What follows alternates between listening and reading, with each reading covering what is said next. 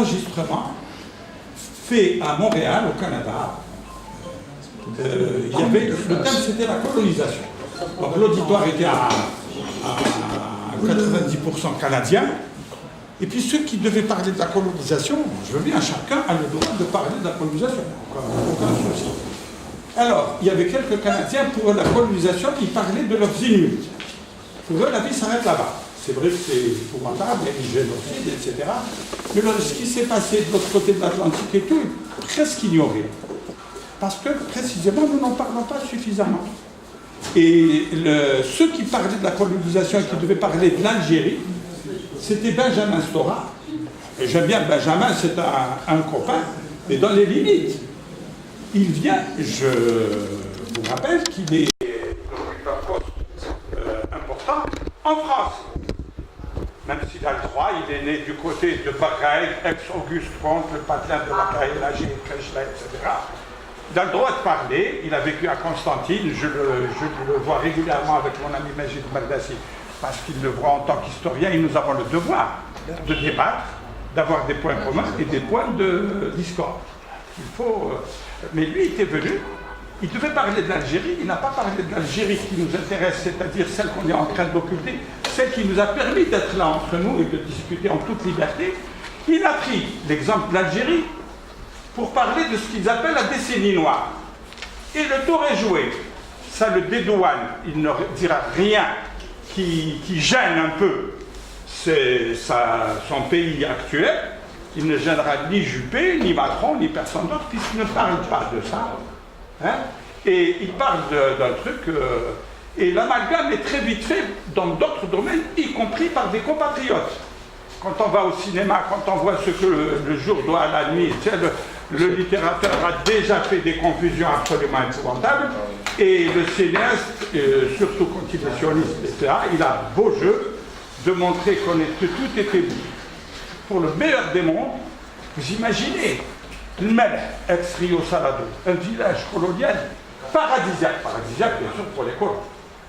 Mais paradis, c'est très très beau, c'est resté pendant très longtemps un très beau village, comme la rue Didouche ex-Bissy était une très belle rue, comme je constate maintenant, qu'elle s'est classée dans le rang de la médiocrité, etc. Mais c'était quelque chose, nous avons arraché un très beau pays.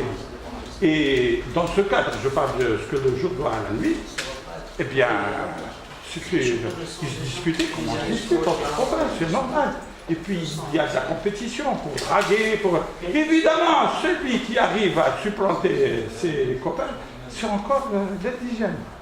Avec un fantasme, je ne rentre pas dans les détails un peu. Et voilà, le tour est joué, et puis tout était pour le mieux dans le meilleur des mondes, et arrive, c'est fait la gare, on ne le voit pas, qui donne un coup de pied dans la fourmilière, et voilà. D'autres écrivaillons, avec le village de l'Allemand, etc., ils nous volent. Même il y a Rob, la région qu'il décrit, je pense que beaucoup d'entre vous la connaissent bien, le Belezma, je l'ai sillonné en long, en large, en travers, je connais parfaitement bien cette région. C'est incroyable, c'est-à-dire que nos aînés, qui ont pour la plupart laissé leur vie, n'étaient même pas capables de mener une guerre, même de terrorisme. Il faut qu'ils soient conseillés par un nazi. Nazi parce qu'il faut faire bien. C'est incroyable. Je suis allé, j'ai assisté par hasard à une séance de tournage avec mon ami Ahmed Rajdi.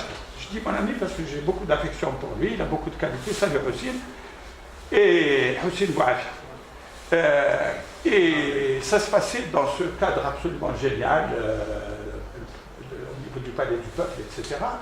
Et la scène qui était tournée, c'était Ben Moulay, dans sa cellule, dans la prison du Koudia, en train de faire une réunion politique, obligatoirement. Donc il avait avec lui Tahazberi, Rachid Bouchman et tous ceux qui ont été avec lui. Quand j'ai vu la scène, je dis mais je me suis pincé. C'est une réunion des GIA. Voilà comment parle de Moulay. Bismillah ar-Rahman ar-Rahim, wa-s-salatu wa-s-salam ala ashraf al-mursalin wa ahlihi wa sahbihi wa al-aman. C'est-à-dire, pour ne rien dire, c'était pas ça du tout. La plupart de nos aînés, ils ne rentrent pas dans l'intime.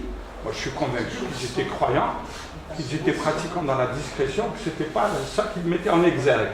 Quand on se réunit, on n'est pas dans le dans la liturgie, n'est-ce pas? Et j'ai dit à Ahmed Rajdi, tu abondes dans le sens. C'était une guerre de religion, c'était pas du tout. Il n'y a pas de génération spontanée. Le 1er novembre n'est pas venu comme ça. Il y a eu des prémices, il y a eu de l'horreur de toute la colonisation avec des acmés, la révolte des Mokrani, même si on peut discuter le pourquoi de cette révolte. Il y a eu la révolte de 1917, de Ain Touta, de Fakarrouch.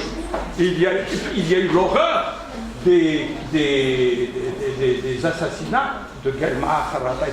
Ça, ce sont des éléments qui ont préparé. C'est pas venu comme ça. Et c'est pas en disant Bismillah ar-Rahman ar-Rahim qu'on va résoudre le problème. J'imagine que tous nos combattants, croyants ou pas croyants, etc., devaient dire Bismillah au combat, ça c'est certain, parce qu'on a besoin de s'accrocher à quelque chose. Mais c'était pas ça qui était mis en avant. Alors, quand pour le fait, j'avais fait la remarque. Et j'ai dit à Ahmed Rajdi, il y a encore un des derniers mohicans en vie, vous tous sortez, ouais. Est-ce que vous tenez des réunions comme ça? À la GIA ou là, c'était des réunions, ça discutait. Quand on parle en arabo, c'est pas à mettre en toutes les oreilles, surtout pas celles des Algérois. Moi, quand je suis venu à l'indépendance, je suis venu au lycée du jour, quand je parlais avec mes camarades, une fois sur deux, ils étaient sur le point de défaillir quand je leur parlais en arabe dialectal, parce que dans mon parler, il y a des mots que j'utilise devant ma mère, devant mon père, quand ils étaient en vie. Mais dans les oreilles d'un Algérien, donc, mais ça devait discuter comme ça, pas dans un truc. Il y a des tas de. Alors on nous a volé notre mémoire. Et je ne suis pas d'accord avec toi parce qu'il faut, à partir de l'événementiel, parce que tout le monde n'est pas historien, chacun peut apporter son témoignage à charge pour les historiens, les vrais, de les rédiger, de retrouver. Ok. Oui, dans notre